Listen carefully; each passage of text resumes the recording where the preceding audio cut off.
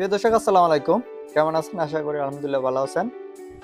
বাংলাদেশ কৃষি নির্ভর একটি দেশ। বাংলাদেশের প্রতিটি মানুষ পক্ষ এবং কি পরোক্ষভাবে কৃষিকাজের সাথে জড়িত। তাই আজকে নতুন একটি প্রতিবেদন আপনাদের সাথে শেয়ার করার জন্য চলে এসেছি আমি সাইফুল ইসলাম। চলুন আমরা মাজরা পোকা বিষয়ে একটু আলোচনা করি। মাজরা পোকা লক্ষণগুলো কি কি, আমরা শুরুতে একটু মাজরা পোকার সাথে পরিচিত হয়ে নিই।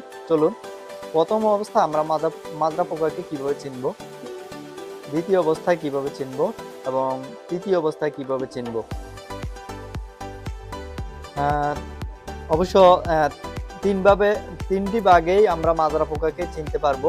আমরা ছবিতে যেভাবে দেখেছি এভাবেই মাজরা পোকা মাঠে থাকে এবং ধানের জমিতে আক্রমণ করে।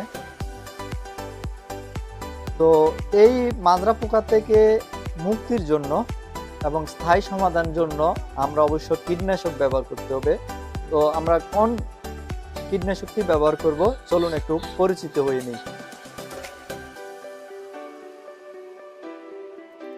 কোরাজেল, এটি একটি FNC ইন্ডিয়ান একটা প্রোডাক্ট। এটিতে ক্লোরানটা নীলি ফুল 18.5% রয়েছে, যার ফলে ছিদ্রকারী পোকা এবং পাতা মোড়ানো এবং লুকানো পোকা দমন করতে সহযোগিতা করে এই কোরাজেল।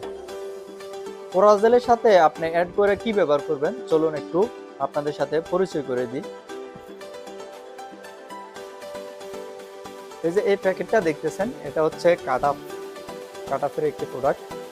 এটাতে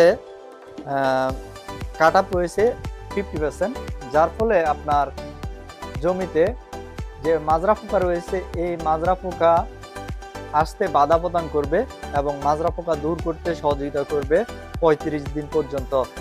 35 দিন পর্যন্ত আপনার জমিতে মাজরা পোকা আসতে বাধা প্রদান করবে এই কাটাপ। অবশ্য দুটি কীটনাশকের সাথে আপনি পরিচিত হয়ে নিলেন।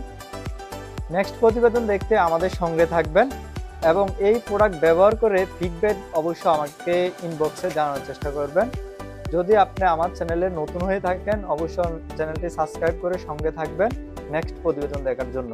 ধন্যবাদ।